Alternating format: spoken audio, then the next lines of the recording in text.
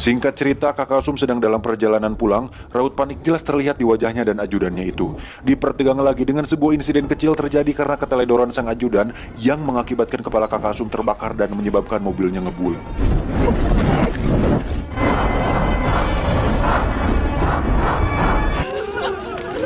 Sedangkan di dalam rusun, suasana duka menyelimuti seiring kepergian 3 pendekar yang gugur dalam pertarungan semalam. Sehingga bangkitlah keinginan warga untuk menjadi pendekar kungfu secara instan dan membalaskan dendam atas kematian para jagoan mereka. Namun, sepertinya hal itu sangatlah mustahil. Diceritakan di tempat lain, Sing kelihatan frustasi akibat percobaan aksi kriminalnya yang selalu gagal. Dia cenderung menyalahkan bom-bom karena sikapnya yang kurang agresif.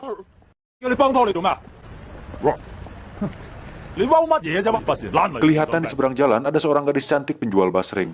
Spontan timbul niat Sing untuk memalaknya. Apa yang terjadi? Gadis itu malah mengingatkan dia tentang seorang sahabat kecilnya dulu.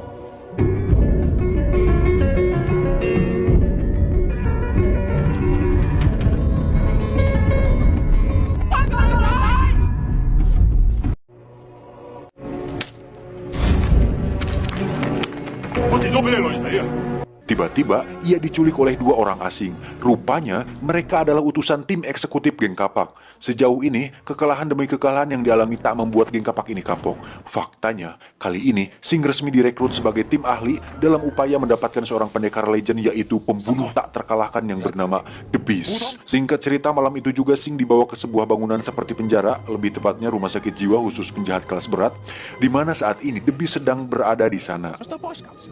Dibekali dengan sebuah peta dan peralatan lengkap, Sing mulai melakukan tugasnya tanpa ditemukan kesulitan berarti di sana. Bahkan, pintu berlapis baja sekalipun mampu dia bobol hanya dengan sebuah peniti saja.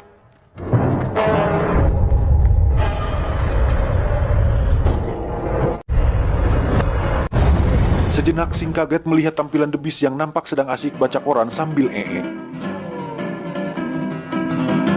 Sesampainya kembali di markas, Sing dipertanyakan soal kredibilitas si The Beast ini, karena penampilannya yang tak meyakinkan sama sekali.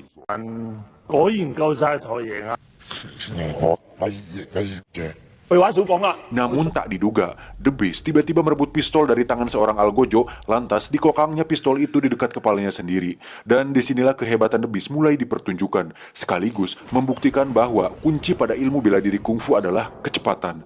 Spontan mata para gangster terbelalak kaget ketika The Beast mampu menangkap peluru hanya dengan kedua jarinya. Dan akhirnya mereka pun memberi hormat pada sang legend.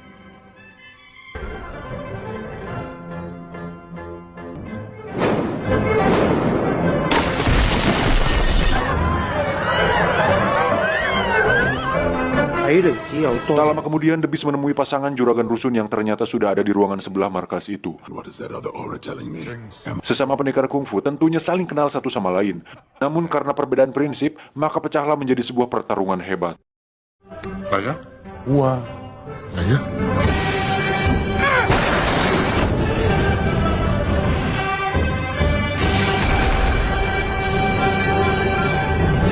Setiap pukulan dan tendangan yang dilesahkan pasangan ini selalu dimuntahkan The Beast. Sesuai dengan julukannya, malam itu dia nampak sangat kuat sekali.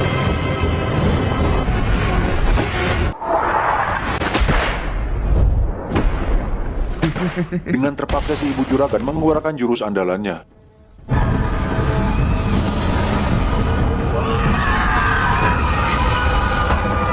Anehnya, Beast masih saja kokoh dan seperti kurang begitu merasakan efek dari teriakannya itu.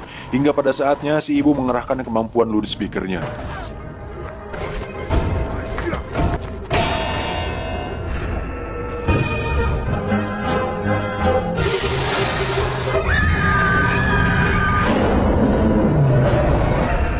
Kali ini, auman singa sungguh membuat The Beast terhempas jauh hingga membuatnya muntah darah. Ia kelihatan tak berdaya dan seperti mau menyerah. Namun, itu semua ternyata hanya tipuan belaka. Tiba-tiba, The Beast menusukkan konde beracun ke perut kedua juragan rusun tersebut. Saat mereka bertiga saling mengunci satu sama lain, tiba-tiba tetangga Sing dengan sebatang balok kayu di tangannya. Sekonyong-konyong ia memukul kepala botak si The Beast hingga bolecak. Meskipun luka dan sakitnya tak seberapa, namun rasa kecewa itulah yang membuat The Beast semakin murka. Tanpa basa-basi, Sing dibogem habis-habisan sebelum kemudian hilang dalam sekejap.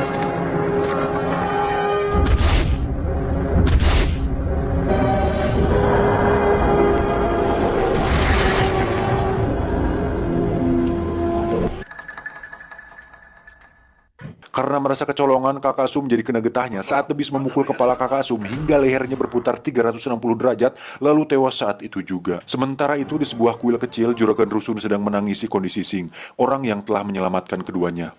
Kondisi luka parah yang dialami Sing seperti mustahil untuk disembuhkan kembali. Namun setelah dicoba sebuah metode pengobatan Cina kuno, kemustahilan itu seketika terbantahkan. Ternyata Sing telah memiliki aliran Qi sejak lahir sehingga dia bisa sembuh begitu cepat. Konon kehebatan alamiah ini berpotensi menjadikan Sing sebagai seorang pendekar paling hebat yang pernah ada.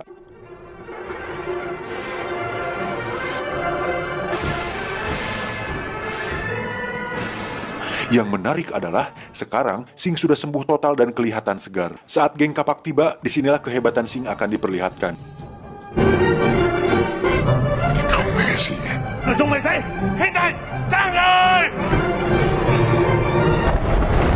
Diawali dengan jurus menginjak kaki, kemudian dilanjutkan dengan pukulan dan tendangan yang membuat semua anggota geng terbang berhamburan, hingga beberapa nyungsep di atap dan di dinding rusun.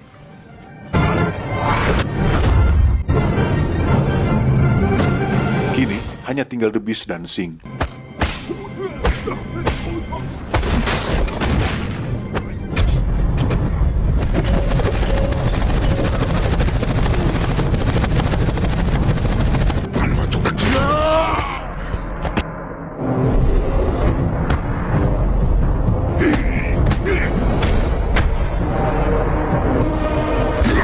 Beberapa pukulan dan tendangan Sing pun membuat The Beast kewalahan hingga akhirnya dia mengeluarkan jurus pamungkasnya, yaitu jurus kodok.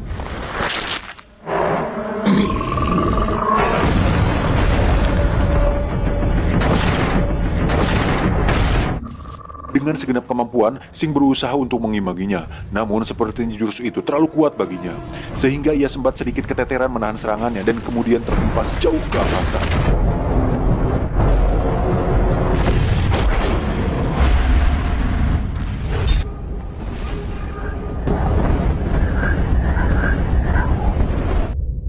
Di situ terlihat ada seekor elang yang sedang terbang, dan saat Sing menggunakan si burung sebagai pijakan, di situ dia akhirnya menemukan jurus yang pernah dipelajarinya waktu kecil, yaitu jurus tapak Buddha.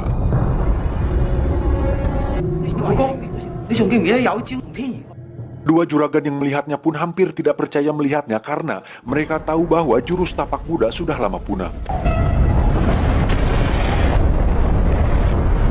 Hingga saat Sing akan turun menyerang, di situ efeknya sudah dirasakan The Beast saat dirinya terhempas ke permukaan, hingga akhirnya menyebabkan permukaan tanah membentuk tangan Sing. Saat The Beast teriak menyerah, disitulah Sing memaafkannya.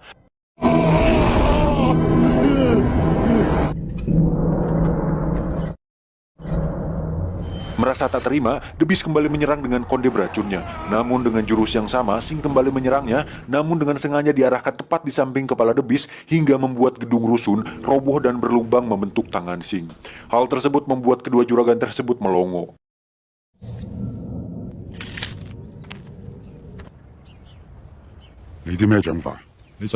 The Beast pun bertanya, jurus apa itu? Sing menjawab, jika mau, aku bisa mengajarimu.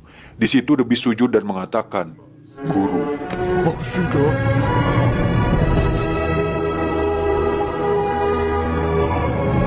Di suatu hari menjelang berakhirnya film ini, diceritakan si gadis pedagang basreng secara kebetulan lewat di sebuah toko yang terpampang ikon lollipop beraksasa di sana. Ternyata Sing sengaja membangun toko ini untuk mengenang sebuah persahabatan lama yang hampir terlupakan.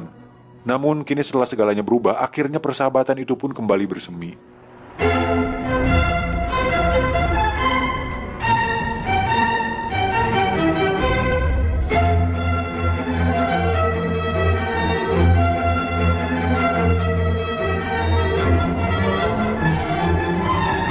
Tamat, ending yang sangat mengkungfukan.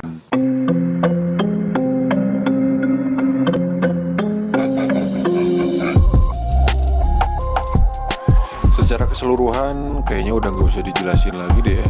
Tapi hanya sedikit teori saja, sebenarnya teori pribadi saya sendiri sih. Jadi saat percakapan kedua juragan tersebut di menit-menit akhir tadi nggak ditampilin. Jadi dalam percakapan tersebut intinya mereka berdua pernah memiliki seorang anak tapi sudah meninggal, dan jika masih hidup mungkin sudah sebesar Sing. Dan nampaknya kemungkinan besar Sing ini adalah anak mereka berdua yang mungkin saat dikuburkan dulu ternyata masih hidup. Terus tidak diceritakan asal-usul Sing sendiri, siapa orang tuanya dan bagaimana latar belakangnya. Jadi menurut saya sih Sing ini memiliki aliran Chi yang sangat sempurna karena hasil perkawinan dua pendekar atau dua juragan ini. Tapi itu hanya teori saya pribadi sih. Jadi entahlah, hanya keponakan Jackie Chan yang tahu. Pesan yang bisa kita ambil dari film ini adalah jangan jadi gangster jika kalian tidak ingin mengalami nasib buruk seperti Kakak Sung dan kawan-kawan. Karena orang yang kelihatannya lemah justru dia memiliki sesuatu yang lebih dari orang lain. Jangan dengar cadas. Itu